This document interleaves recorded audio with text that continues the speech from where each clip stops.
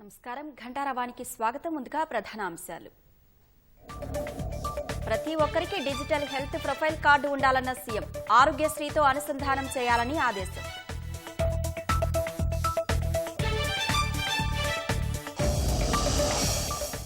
భారాస భాజపా ఒకే గొడుగు కింద పనిచేస్తున్నాయన్న భట్టి.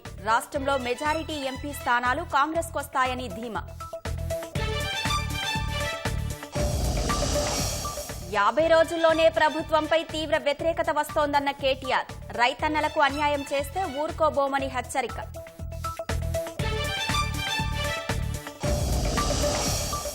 రాజ్యసభ ఎన్నికలకు షెడ్యూల్ విడుదల. వచ్చే నెల 8న నోటిఫికేషన్. రాష్ట్రంలో 3 స్థానాలకు ఎన్నికలు.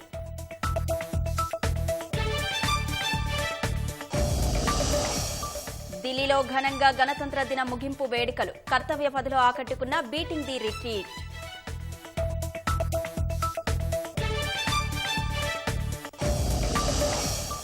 నార్సింగిలో డ్రగ్స్ కలకలం. ఓ యువతి అరెస్ట్. సినీ పరిశ్రమలోని వ్యక్తులతో పరిచయాలు ఉన్నట్లు గుర్తింపు.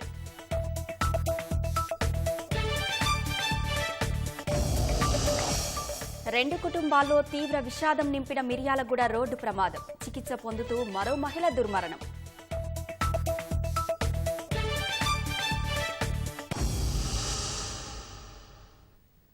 రాష్ట్రంలో ప్రతి ఒక్కరికి డిజిటల్ హెల్త్ ప్రొఫైల్ కార్డు ఉండాలని సీఎం ఆదేశించారు.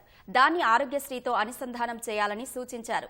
సచివాలయంలో వైద్య ఆరోగ్య శాఖపై సమీక్ష నిర్వహించిన ముఖ్యమంత్రి రేవంత్ రెడ్డి వైద్య కళాశాల ఉన్న ప్రతి చోట నార్సింగ్ పారామెడికల్ కాలేజీల ఏర్పాటు చేయాలని అధికారులను ఆదేశించారు. బీబీనగర్ ఎయిమ్స్ లో పూర్తిస్థాయి వైద్య సేవలు అందుబాటులోకి తీసుకురావాలని కోరారు. బోధన ఆసుపత్రుల్లో హౌస్ కీపింగ్ నిర్వహణ బాధ్యత ఫార్మా కంపెనీలకు అప్పగించాలని సీఎం సూచించారు. వైద్య కళాశాల ఉన్న ప్రతి చోట నర్సింగ్, పారామెడికల్ కాలేజీలు ఉండేలా చర్యలు తీసుకోవాలని ముఖ్యమంత్రి రేవంత్ రెడ్డి ఆదేశించారు. అందుకోసం ఉమ్మడి విధానాన్ని తీసుకురావాలని అధికారులకు సూచించారు. సచివాలయంలో వైద్య ఆరోగ్య శాఖపై ముఖ్యమంత్రి రేవంత్ రెడ్డి సమీక్ష నిర్వహించారు. కొడంగల్లో మెడికల్, నర్సింగ్ కాలేజీల ఏర్పాటును పరిశీలించాలని సూచించిన సీఎం బీబీనగర్ ఎయిమ్స్ లో పూర్తిస్థాయి వైద్య సేవలు అందుబాటులోకి తీసుకువచ్చేలా చూడాలని ఆదేశించారు. ఎయిమ్స్ పూర్తిస్థాయిలో అందుబాటులోకి వస్తే ఖమ్మం, వరంగల్, నల్గొండ జిల్లాల ప్రజలకు ప్రయోజనం చేకూరుతుందని, తద్వారా ఉస్మానియా, నిమ్స్ ఆసుపత్రులపై భారం తగ్గుతుందని ముఖ్యమంత్రి అభిప్రాయపడ్డారు. ఎయిమ్స్ ను సందర్శించి పూర్తిస్థాయి నివేదిక తయారు చేయాలని అధికారులకు ఆదేశించారు. ఎయిమ్స్ లో పూర్తిస్థాయి వైద్య సేవల కోసం అవసరమైతే తానే స్వయంగా కేంద్ర మంత్రిని కలిసి వివరిస్తానని తెలిపారు.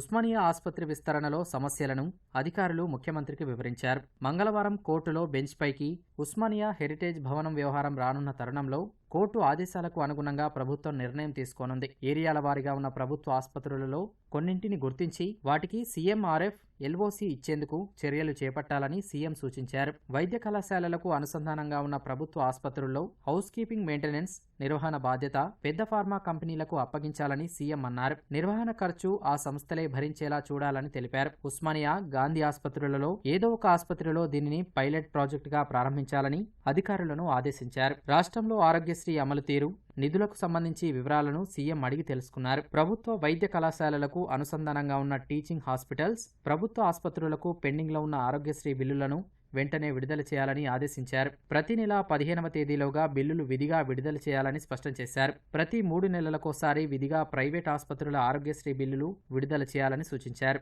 ఈ సమీక్షలో వైద్య ఆరోగ్య శాఖ మంత్రి దామోదర రాజనరసింహ, ప్రభుత్వ ప్రధాన కార్యదర్శి శాంతికుమారి, సంబంధిత శాఖ అధికారులు హాజరయ్యారు. సికింద్రాబాద్ పార్లమెంటు స్థానాన్ని కాంగ్రెస్ గెలుస్తుందని బూత్ కమిటీ సమావేశంలో ఉప ముఖ్యమంత్రి భట్టి విక్రమార్క ధీమా వ్యక్తం చేశారు. హైదరాబాద్ అభివృద్ధి, మంచినీళ్లు, విమానాశ్రయం, ప్రాజెక్టులు, పారిశ్రామిక రంగానికి పెద్దపీట వేసింది తమ పార్టీనని గుర్తు చేశారు. భారాస ఎమ్మెల్యేలు ముఖ్యమంత్రిని కలవడంలో ఇతర అంశాలేమీ లేవని, గత ప్రభుత్వం లాంటి సంస్కృతి కాంగ్రెస్లో లేదని ఉప ముఖ్యమంత్రి స్పష్టం చేశారు.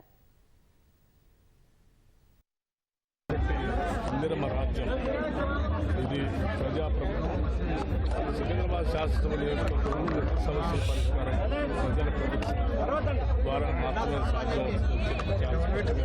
ఇక్కడ ఉన్నటువంటి బస్తీల సమస్యలు కానీ లేకపోతే రకరకాల సమస్యలు జరిగేటువంటి లోక్సభ ఎన్నికల్లో సికింద్రాబాద్ స్థానాన్ని కాంగ్రెస్ పార్టీ మంచి భారీ మెజార్టీతో గెలవబోతుంది. డివిజన్ కమిటీల అధ్యక్షులతో పాటు బూత్ కమిటీ అధ్యక్షులతో పాటు అనుబంధ సంఘాల అధ్యక్షులందరితో కూడా మళ్ళొకసారి 4-5 రోజులు రాష్ట్రం. కాంగ్రెస్ పార్టీ అత్యంత డెమోక్రటిక్ పార్టీ. డెమోక్రటిక్గా మా గవర్నమెంట్ నడుపుతుంది. ఆ శాసనసభ్యులు గౌరవిస్తాము. ఏ శాసనసభ్యుడికైనా అదే స్థాయిలో కలుస్తాం. గౌరవం. ప్రతిపక్షంలో కేసీఆర్ లాంటి బలమైన నాయకుడుంటే ప్రభుత్వం ఒళ్లు దగ్గర పెట్టుకుని పనిచేయాలని భారాస కార్యనిర్వాహక అధ్యక్షుడు మాజీ మంత్రి కేటీఆర్ వ్యాఖ్యానించారు. రంగారెడ్డి జిల్లా చేవెళ్లలోని భారాస నియోజకవర్గ ముఖ్య కార్యకర్తల సమావేశంలో పాల్గొన్న కేటీఆర్ పార్లమెంటు ఎన్నికల్లో ఓటుతో కాంగ్రెస్ కు బుద్ధి చెప్పాలని పిలుపునిచ్చారు. రాష్ట్ర ప్రభుత్వంపై అన్నదాతలు ఆగ్రహంతో ఉన్నారని, రైతన్నలకు అన్యాయం చేస్తే భారాస చూస్తూ ఊరుకోబోదని కేటీఆర్ ధ్వజమెత్తారు. రైతు బంధు తీసేసి రైతు భరోసా పెడతామన్నారు. 10,000 తీసేసి 15,000 ఇస్తామన్నారు. చాలా అయిందా కాలేదా? గాంధీ ముఖ్యమంత్రి, మన ముఖ్యమంత్రి పోయి స్విట్జర్లాండ్ లో పచ్చి అబద్ధాలు చెప్పొచ్చునా? ఇంత దుర్మార్గమా? అరే పోయి అబద్ధం చెప్పినావు సరే, అబద్ధాలు చెప్పి గద్దెకెక్కినావు అది కూడా సరే, కానీ రైతు బంధు దగ్గర నాయన పోయి కేసీఆర్ ఇచ్చిందని ఇయ్యంటే దానికి చెప్పు తీసి కొడతా అంటాడు. ఇంత అహంకారం. చెప్పు తీసి కొడతామనే రైతులు, చెప్పు తీసి రైతులను కొడతామనే ఈ పార్టీని, కాంగ్రెస్ పార్టీని మరి మీరు రేపు ఓటుతోని కొట్టాలి పార్లమెంట్ ఎన్నికలు అని చెప్పి మేము చూస్తా ఉన్నాం. రైతులకు చెప్పాలి, ఓటుతోని కొట్టండి, ఓటుతో వేటేయండి. మనం చెప్పులు తీసి మన చెప్పులు ఖరాబ్ చేసుకునే అవసరం లేదు. ఓటుతోని వేటేయాలి. వీళ్ళ అహంకారానికి బుద్ధి చెప్పాలి. వాళ్ళు రైతులు గరం ఉన్నారు. ఊళ్ళలో తెలుస్తుంది మార్పు ఏమైందో తెలుస్తుంది. బాధపడుతున్నారు. ఎందుకు? మరి మా కేసీఆర్ ఉన్నప్పుడు సరిగ్గా వారం 10 రోజులల్లా 7,500 కోట్ల రూపాయలు 70 లక్షల రైతుల ఖాతాలలో ఫోన్లు టింగు టింగు టింగు అనుకుంటే మంచిగా వారం 10 రోజుల్లో పడుతుండే. ఎందుకు? కేసీఆర్ కు ఒక ప్రణాళిక ఉండే, ఒక పద్ధతి ఉండే, ఒక వ్యూహం ఉండే. ఏదైనా పని చేస్తే దాని మీద కమిట్మెంట్ ఉండే. మరి కేసీఆర్ గారు పంపించిన 3 సైనికులు మాట్లాడితేనే రేవంత్ రెడ్డి తట్టుకోలేకపోతున్నాడు. ఏమంటాడు పాపం? మనం ఇంటర్వ్యూలో ఎత్తుకుంటుండు. ఇంకా కుర్చీ చదువుకోలేదు, బాబామరుదులు వచ్చి అటొక చెప్పు ఇటొక చెప్పు వాయిస్తున్నాడు. మరి మేము మాట్లాడితేనే గట్టుంటే మరి కేసీఆర్ దిగితే ఎట్లుంటుంది ఆలోచన ఏం లేదు. మనం బేజారయ్యేది ఏం లేదు. మనం మళ్ళా కేసీఆర్ సార్ ఫిబ్రవరి మొదటి రోజు ప్రమాణ స్వీకారం చేస్తున్నాడు. బడ్జెట్ సెషన్ కూడా హాజరవుతాడు. రంజిత్ రెడ్డి ప్రచారం కూడా వస్తాడు కేసీఆర్. ప్రేమపూర్వకంగా ఆరోగ్యకరమైన వాతావరణంలో గర్భిణీలు ఉంటే పుట్టబోయే బిడ్డ ఆరోగ్యంగా ఉంటుందని మాజీ మంత్రి హరీష్ రావు అన్నారు. సిద్దిపేట జిల్లా కేంద్రంలోని శ్రీరామకృష్ణ మఠం సేవా సమితి ఆధ్వర్యంలో జరిగిన గర్భిణీ స్త్రీల అవగాహన కార్యక్రమంలో ఆయన పాల్గొన్నారు. అమ్మ అంటే అందరికీ చాలా ఇష్టం. అమ్మకు మరింత అర్థాన్నిచ్చే విధంగా బలోపేతం చేసే దిశగా రామకృష్ణ మఠం వారు ఈ కార్యక్రమం నిర్వహించడం చాలా సంతోషమని కొనియాడారు. ఈ విషయాన్ని గుర్తించే పేద గర్భిణీ స్త్రీలకు అప్పట్లో కేసీఆర్ కిట్ అందజేశామని హరీష్ రావు గుర్తు చేశారు. ఏ తల్లైనా తాను తినకుండా ఇంట్లో అందరికి పెట్టే ప్రయత్నం చేస్తుంది, తనను తాను నిర్లక్ష్యం చేస్తుంది. కానీ ఇక్కడ మనం నేర్చుకోవాల్సింది, అర్థం చేసుకోవాల్సింది, ఆ తల్లి కష్టపడడం అంటే పుట్టబోయే బిడ్డను కష్టపెట్టడం. గ్రామాల్లో ఉండే పేద మహిళలు వ్యవసాయ పనులకు కూలీలకు వెళ్లడం కానీ తమ వృత్తిని కొనసాగించే క్రమంలో ఇబ్బంది పడుతున్నారు కనుక ఆ డబ్బేదో 9,000 రూపాయలు మేమే ఇస్తాం మీకు, ఆ గర్భం ఉన్న సమయంలో మీరు పనులకు వెళ్ళొద్దు, ప్రశాంతంగా ఇంటి దగ్గర ఉండండి అని ఒక ఆర్థికపరమైన ప్రేరణ. ఇది డబ్బులు ఇవ్వడం కోసం కాదు, పుట్టబోయే బిడ్డ ఆరోగ్యంగా ఉండాలి, ప్రశాంతంగా ఉండాలని డబ్బులు ఇచ్చారు. అలాంటి తల్లి, గర్భంతో ఉన్న తల్లి పనికి పోవడం వల్ల ఒత్తిడికి లోనైపోయి ఆ పుట్టబోయే పిల్లల మీద, ఎదుగుదల మీద ఎఫెక్ట్ అవుతుందని చెప్పి ఆర్థికమైనటువంటి చేయూతనిచ్చే ప్రయత్నం చేశారు. ప్రేమపూర్వకంగా సహృద్భావ వాతావరణంలో, ఆరోగ్యకరమైన వాతావరణంలో గర్భిణీ స్త్రీ ఉంటే పుట్టబోయే బిడ్డ, కడుపులో ఉన్న బిడ్డ కూడా ఆరోగ్యంగా ఉంటాడు. జీవో 317ను రాష్ట్ర ప్రభుత్వం సత్వరమే సవరించాలని భాజపా జాతీయ ప్రధాన కార్యదర్శి బండి సంజయ్ కరీంనగర్ జిల్లా గంగాధర మండలం చర్లపల్లి సమావేశంలో కోరారు. గతంలో భారత ప్రభుత్వం జీవో 317 అమలుతో ఉద్యోగులను అనేక ఇబ్బందులకు గురిచేసిందని విమర్శించారు. సెక్రటేరియట్ ముందు ఆందోళనకు దిగిన ఉద్యోగ ఉపాధ్యాయ ప్రతినిధులకు ప్రభుత్వ ప్రధాన కార్యదర్శితో మాట్లాడే అవకాశం కల్పించి సమస్యలు పరిష్కరించాలన్నారు. అప్పుడున్నటువంటి రాష్ట్ర ముఖ్యమంత్రి ఒక మూర్ఖత్వపు ఆలోచన వల్ల 317 అనే ఒక జీవోని తీసుకొచ్చి ఉద్యోగులను, ఉపాధ్యాయులను చెట్టుకొని పుట్టుకొని చేసి వాళ్ళ జీవితాలను సర్వనాశనం చేసినటువంటి మూర్ఖుడు. దీన్ని సవరించాలని చెప్పి డిమాండ్ చేసినప్పుడు కూడా చాలా మంది ఉపాధ్యాయులు, ఉద్యోగులు ఆత్మహత్య చేసుకున్నారు. అయినప్పుడు కూడా ప్రభుత్వం మూర్ఖత్వంగా ఆలోచన తప్ప సమస్యను పరిష్కారం చేయాలని చెప్పి ఆలోచన అప్పటి ప్రభుత్వానికి లేదు. ఎవరైతే అన్యాయానికి గురయ్యారో, ఎవరైతే ఇబ్బంది పడుతున్నారో వాళ్ళని పిలిచి సమస్యను పరిష్కరించాలి, ఈ జీవోని సవరించాలని చెప్పి గతం నుంచి కూడా డిమాండ్ చేస్తున్నాం. ఇంతవరకు రాష్ట్ర ప్రభుత్వం సమస్య పరిష్కరించలే. ప్రభుత్వం ఏర్పడ్డది కాబట్టి వెంటనే 317 జీవో వల్ల ఇబ్బంది పడుతున్నటువంటి ఉద్యోగ ఉపాధ్యాయులను కాపాడాల్సిన బాధ్యత ఈ రాష్ట్ర ప్రభుత్వం మీద ఉంది. న్యాయం చేయాలంటూ 317 జీవో బాధిత స్టాఫ్ నర్సులు సచివాలయం వద్ద ఆందోళనకు దిగారు. గత ప్రభుత్వం జీవో 317లో సీనియారిటీ అనే పదం చేర్చడం వల్ల కుటుంబాలకు దూరమై 2 ఏళ్లుగా ఇబ్బంది పడుతున్నామని స్టాఫ్ నర్సులు పేర్కొన్నారు. అప్పటి ఆరోగ్య శాఖ మంత్రి టి హరీష్ రావును కోరినప్పటికీ ఫలితం దక్కలేదన్నారు. కాంగ్రెస్ ప్రభుత్వం వచ్చిన తర్వాత ప్రజావాణిలో ఫిర్యాదు చేశామన్నారు. కొత్తగా నియమితులైన స్టాఫ్ నర్సులకు ఈ నెల 31న ఉత్తర్వులు ఇస్తే తాము స్థానికత కోల్పోతామని ఆవేదన వ్యక్తం చేశారు. సీఎం రేవంత్ రెడ్డి వైద్యారోగ్య శాఖ మంత్రి దామోదర రాజనరసింహ చొరవ తీసుకుని తమకు న్యాయం చేయాలని కోరారు. 6 months కే అర్ధరాత్రికి మాకు మెసేజెస్ పంపించి జూనియర్స్ అనే ఒకే ఒక కారణం చేత అటు మెరిట్ లేదు, ర్యాంక్ లేదు, మా నేటివిటీ లేదు, ఏమీ లేకుండా ఇష్టం వచ్చినట్టు ఎక్కడ పడితే అక్కడ ఒక మ్యాప్ పెట్టుకుని ఇసుక వేసి మీ పేరు అక్కడ పడింది నువ్వు అటు వెళ్ళిపో అన్నట్టుగా మమ్మల్ని పంపించేశారు. 2 years నుంచి మేము చాలా కష్టపడుతున్నాము. ఎన్నో వందల కిలోమీటర్ల దూరం ప్రయాణం చేయాల్సి వస్తుంది. ఇది ఒక్కసారికి కాదు సార్, నెక్స్ట్ ట్రాన్స్ఫర్ వస్తే మీ ప్లేస్ కి మీరు రావచ్చు అనే ఉద్దేశం కూడా ఇక్కడ లేదు. ఏ జోన్ లో అయితే ఇప్పుడు కాళేశ్వరం ఇప్పుడు 6th జోన్ వాళ్ళు జోన్ 1 లో ఉన్నారనుకోండి, వాళ్ళు అక్కడే ఇంకా జీవితాంతం వాళ్ళు అక్కడే తిరగాలి తప్ప వాళ్ళ నేటివ్ ప్లేస్ కి వచ్చే ఛాన్స్ లేదు. అది 317 జీవో అంటే. కాబట్టి కాంగ్రెస్ గవర్నమెంట్ వాళ్ళ అభయహస్తంలో వాళ్ళ మేనిఫెస్టోలో ఈ పాయింట్ మెన్షన్ చేశారు. 317 జీవోని వాళ్ళు సవరిస్తాము అని చెప్పారు. కాబట్టి ఎల్లుండి సీఎం సార్ చేతుల మీదుగా 7,000 మందికి వాళ్ళు పోస్టులు ఇస్తున్నప్పుడు మరి మా ప్లేస్ లో అంటే మీ ఇల్లు మేము ఆక్రమిస్తున్నాము, మీరు ఖాళీ చేయండి అన్నట్టే ఉంది మా పరిస్థితి. మమ్మల్ని జరిపేసి మా ప్లేస్లలో వేరే వాళ్ళని కూర్చోబెడితే మరి మేము ఎట్టెళ్ళాలి అంటే మళ్ళీ మా నేటివిటీకి మేము వచ్చే ఛాన్స్ ఉందా? మరి మా మెరిట్ మా ర్యాంకులు అన్ని వృధానేనా? మా చదువంతా వృధానేనా? మా సర్టిఫికెట్ వెరిఫికేషన్ టైంలో మా బోనఫైడ్ సర్టిఫికెట్స్ చూసారు, ఫస్ట్ నుంచి 10th వరకు ఎక్కడ చదివారనేది చూసారు, రెసిడెన్స్ చూసారు. మరి అవన్నీ వేస్ట్ అన్నట్టేనా? ఇంకా సర్టిఫికెట్స్ వృధా లేదంటే ఇప్పుడే ఇక్కడే తగలబెట్టేస్తాం. మరి చెప్పమనండి ఆ మాట. మరి మా పరిస్థితి ఏంటిది? కాబట్టి ఎల్లుండి జరిగే రిక్రూట్మెంట్ కంటే ముందే మేము 2 సార్లు హైకోర్టును ఆశ్రయించాము. హైకోర్టు నుంచి మాకు తీర్పు కూడా వచ్చింది. బిఫోర్ రిక్రూట్మెంట్ అంటే ఎల్లుండి జరిగే రిక్రూట్మెంట్ కంటే ముందే 317 జీవోని సవరించి మా ప్లేస్లలోకి మమ్మల్ని పంపించాలి. ఆంధ్రప్రదేశ్లో 3, తెలంగాణలో 3 సహా దేశవ్యాప్తంగా 56 రాజ్యసభ స్థానాల్లో ఎన్నికలకు కేంద్ర ఎన్నికల సంఘం షెడ్యూల్ విడుదల చేసింది. ఇందులో ఉత్తరప్రదేశ్ నుంచి అత్యధికంగా 10 స్థానాలు ఉండగా బీహార్, మహారాష్ట్రలో 6 చొప్పున స్థానాలు ఉన్నాయి. మధ్యప్రదేశ్, పశ్చిమ బంగాల్లో 5 స్థానాలకు ఎన్నికలు జరగనుండగా గుజరాత్, కర్ణాటకల్లో 4, ఒడిషా, రాజస్థాన్లో 3 చొప్పున రాజ్యసభ సీట్లకు ఎన్నికలు జరగనున్నాయి. ఛత్తీస్గఢ్, హర్యానా, హిమాచల్ ప్రదేశ్, ఉత్తరాఖండ్లలో ఒక్కో స్థానానికి ఎన్నికలు నిర్వహించనున్నారు. ఈ ఎన్నికలకు ఫిబ్రవరి 27న ఉదయం 9 గంటల నుంచి సాయంత్రం 4 గంటల వరకు పోలింగ్ జరుగుతుందని ఈసీ తెలిపింది.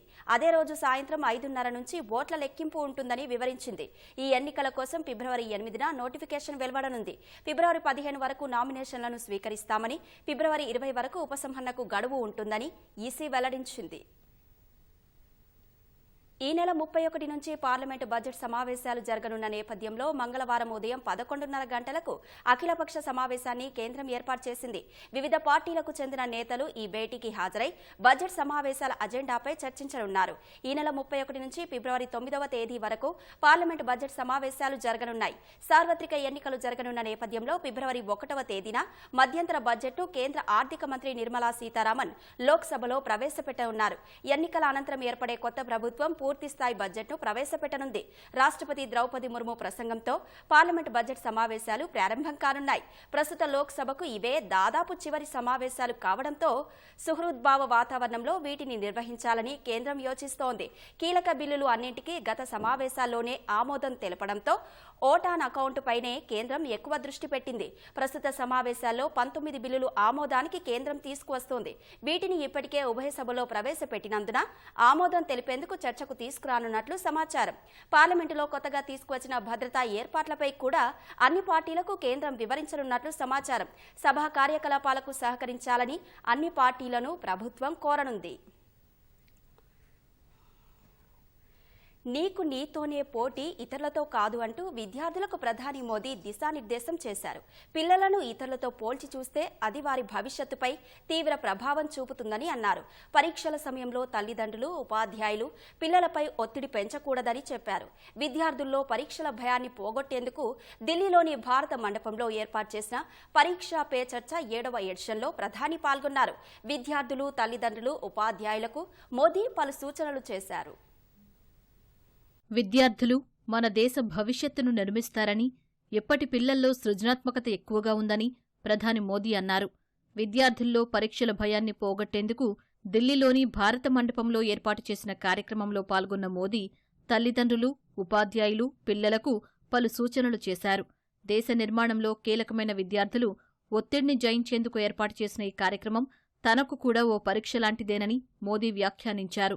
విద్యార్థుల ఫలితాలపై తల్లిదండ్రులు, ఉపాధ్యాయులు లేదా బంధువుల నుంచి రన్నింగ్ కామెంటరీ ఉంటే అది పిల్లల మానసిక శ్రేయస్సుకు హాని కలిగిస్తుందని ప్రధాని చెప్పారు.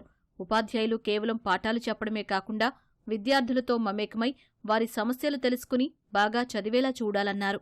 విద్యార్థులు కూడా ఉపాధ్యాయులతో భయం లేకుండా తమ సమస్యలను పంచుకునే పరిస్థితి ఉండాలన్నారు. माँ बाप हर बार अपने बच्चों को कोसते रहे, देख तू खेलता रहता है, देख वो किताबें पढ़ता है, तू ये करता रहता है, देख वो पढ़ता है, यानी वो भी हमेशा उसी का उदाहरण देते हैं. कृपा करके माँ बाप इन चीजों से बचे. जो माँ बाप अपने जीवन में ज्यादा सफल नहीं हुए हैं, जिनको अपने पराक्रम, अपनी सफलताएं, अपनी सिद्धियों के विषय में दुनिया को कुछ कहने को नहीं है, बताने को नहीं है, तो वे अपने बच्चों का रिपोर्ट कार्ड ही अपना विजिटिंग कार्ड बना देते हैं. किसी को मिलेंगे, अपने बच्चे की कथा सुनाएंगे. अब ये जो नेचर है वो भी एक प्रकार से बच्चे के मन में एक ऐसा भाव भर देता है कि मैं तो सब कुछ हूं. పరీక్షాపత్రం ఎంత కఠినంగా ఉన్నా సన్నద్ధమయ్యేటప్పుడు విద్యార్థులు ఎంత బాగా సాధన చేస్తే వారిలో అంత ఆత్మవిశ్వాసం పెరుగుతుందని మోదీ చెప్పారు. ఈత వచ్చిన వారికి లోతు గురించి భయం అవసరం లేదని పేర్కొన్నారు. పోటీ, సవాళ్లు జీవితంలో ఎంతో ప్రేరణ కలిగిస్తాయని, కానీ అవి ఆరోగ్యకరంగా ఉండాలని పరీక్షా పే చర్చ కార్యక్రమంలో ప్రధాని అన్నారు. ఏ విషయంలోనూ పక్కవాళ్లతో పోటీ పడొద్దని, మీతో మీరే పోటీ పడండని విద్యార్థులకు సూచించారు. పిల్లల మొబైల్ వాడకంపై మాట్లాడిన మోదీ సాంకేతికతను సానుకూలంగా ఉపయోగించుకునే జ్ఞానం ఉండాలని, కానీ వాటికి కేటాయించే సమయంపై జాగ్రత్త వహించాలని విద్యార్థులకు చెప్పారు. నిద్రపోయే సమయంలోనూ చరవాణి వాడటం మంచిది కాదన్నారు. ఆరోగ్యకరమైన ఆలోచనల కోసం శరీరాన్ని కూడా ఆరోగ్యంగా ఉంచుకోవాల్సి ఉంటుందని సూచించారు. సమతుల్య ఆహారం తీసుకుని ఫిట్నెస్ కోసం క్రమం తప్పకుండా వ్యాయామం చెయ్యాలని విద్యార్థులకు సూచించారు. తెలివితేటలు, కష్టపడి పనిచేసేవారితో స్నేహం చేయండని విద్యార్థులకు ప్రధాని మోదీ సూచించారు. ఇలాంటి స్నేహితుల ద్వారా స్ఫూర్తి పొందాలని చెప్పారు. పరీక్షల సమయంలో ఒత్తిడి మిమ్మల్ని ఆక్రమించవద్దని ఆయన పేర్కొన్నారు. పరీక్షా పే చర్చా కార్యక్రమానికి ఈ ఏడాది 2.26 కోట్ల మంది నమోదు చేసుకున్నారు. ప్రతి రాష్ట్రం, కేంద్రపాలిత ప్రాంతం నుంచి 2 విద్యార్థులు, 1 టీచర్తో పాటు కళా ఉత్సవ్ విజేతలు హాజరయ్యారు. Students Islamic movement of India సిమీపై విధించిన నిషేధాన్ని మరో 5 ఏళ్ల పాటు కేంద్రం పొడిగించింది. చట్ట వ్యతిరేక కార్యకలాపాల నిరోధక చట్టం ఉపా కింద మరో 5 ఏళ్లు సిమీని చట్టవిరుద్ధమైన సంస్థగా కేంద్ర ప్రభుత్వం ప్రకటించింది. ఈ విషయాన్ని కేంద్ర హోంమంత్రి అమిత్ షా కార్యాలయం ఎక్స్లో పోస్టు చేసింది. దేశ సార్వభౌమాధికారం, భద్రత, సమగ్రతకు ముప్పు కలిగించేలా, ఉగ్రవాదాన్ని రెచ్చగొట్టేలా సిమీ ఉందని పేర్కొంది. ఉగ్రవాదంపై ప్రధాని మోదీ జీరో టాలరెన్స్ దృక్పథాన్ని బలపరుస్తూ సిమీపై నిషేధాన్ని పొడిగించినట్లు తెలిపింది. మాజీ ప్రధాని వాజ్పేయి హయాంలో 2001లో తొలిసారి సిమీపై కేంద్రం నిషేధం విధించింది. అప్పటి నుంచి ప్రతి 5 ఏళ్లకొకసారి నిషేధాన్ని పొడిగిస్తున్నారు. దేవుడు దర్శనానికి వెళ్లిన కుటుంబాలను మృత్యువు వెంటాడింది. మరో 2-3 నిమిషాల్లో ఇంటికి చేరుతారనుకునే లోపే లారీ రూపంలో కబలించింది. అర్ధరాత్రి వేళ చోటు చేసుకున్న ఈ దుర్ఘటనలో 2 చిన్నారులు సహా 5గురు అక్కడికక్కడే ప్రాణాలు కోల్పోగా మరో మహిళ ఆసుపత్రిలో చికిత్స పొందుతూ చనిపోయింది. నల్గొండ జిల్లాలో చోటు చేసుకున్న ఈ ఘటన తీవ్ర విషాదాన్ని నింపింది. నల్గొండ జిల్లా మిర్యాలగూడ బైపాస్ వద్ద అర్ధరాత్రి జరిగిన రోడ్డు ప్రమాదం తీరని విషాదాన్ని నింపింది. చనిపోయిన వారిలో 2 కుటుంబాలకు చెందిన దంపతులు, వారి పిల్లలు ఉన్నారు. మిర్యాలగూడలోని నందిపాడు కాలనీకి చెందిన చెరుపల్లి మహేష్, ఆయన భార్య జ్యోతి, కుమార్తె యశగతో పాటు మహేష్ తోడలుడైన యాదాద్రి జిల్లా వలిగొండ మండలం గొల్నెపల్లికి చెందిన భూమా మశ్చేందర్, మాధవి దంపతులు, వారి కుమారుడు లియాన్స్ దైవదర్శనానికి వెళ్లారు. ఈ నెల 26న 2 కార్లలో 13 మంది కుటుంబ సభ్యులు విజయవాడ, మోపిదేవి ప్రాంతాలకు దైవ దర్శనానికి వెళ్లారు. ఆదివారం తిరుగుపయనం కాగా అర్ధరాత్రి 12 గంటల సమయంలో మిర్యాలగూడకు చేరుకున్నారు. మహేష్, మత్స్యేంద్ర కుటుంబాలు ప్రయాణిస్తున్న కారు మరికొద్దిసేపట్లో నందిపాడు కాలనీకి చేరుకోవాల్సి ఉండగా కృష్ణమానస కాలనీ వద్ద కారు అదుపు తప్పింది. డివైడర్ను ఢీకొన్న వాహనం రోడ్డుకు మరోవైపు దూసుకెళ్లింది. ఇదే సమయంలో అటుగా వచ్చిన లారీ వేగంగా కారును ఢీకొట్టింది. నా కొడుకు, నా మనవడు, నా కోడలు చచ్చిపోయిరయ్యా. అయ్యా, వస్తుంటే యాక్సిడెంట్ అయ్యింది. దేవుని కాడికి పోతున్నామని పోయి వచ్చిర్రు. ఆ దేవుడు దోసుకపోయిండు. అది గొల్లపల్లి వలిగొండ మండలం. వాళ్ళు బేస్తారం 25 తారీఖు నాడు వెళ్ళిరు సార్ ఇంట్లోకి వెళ్ళి. ఇవాళ ఇంటికి వచ్చేది ఉండే, రాత్రి ఇట్లా జరిగింది. ఇక్కడికి 5 రోజులు వాళ్ళు వెళ్ళి ఇంట్లోకి వెళ్ళి. నాకు ఒక్క కొడుకు, ఒక్క మనవడు అయ్యా. నా కొడుకు ఒక్కడే కొడుకు అయ్యా. 2 సటకులు కలిసిపోయిర్రు. వాళ్ళు తల్లి ముగ్గురు అయిపోయిర్రు, వీళ్ళు తల్లి ముగ్గురు అయిపోయిరయ్యా. ప్రమాదంలో మహేష్, ఆయన భార్య జ్యోతి, కుమార్తె యశికతో పాటు మత్స్యేందర్, ఆయన కుమారుడు లియాన్స్ అక్కడికక్కడే ప్రాణాలు విడిచారు. మహేందర్ భార్య మాధవి తీవ్రంగా గాయపడగా చికిత్స కోసం ఆమెను ప్రైవేటు ఆసుపత్రికి తరలించారు. 5 మృతదేహాలను ఉదయం మిర్యాలగూడ ప్రభుత్వ ఆసుపత్రికి తరలించి శవపరీక్ష నిర్వహించారు. ఇదే సమయంలో పరిస్థితి విషమించి మాధవి సైతం ఆసుపత్రిలో ప్రాణాలు విడిచింది.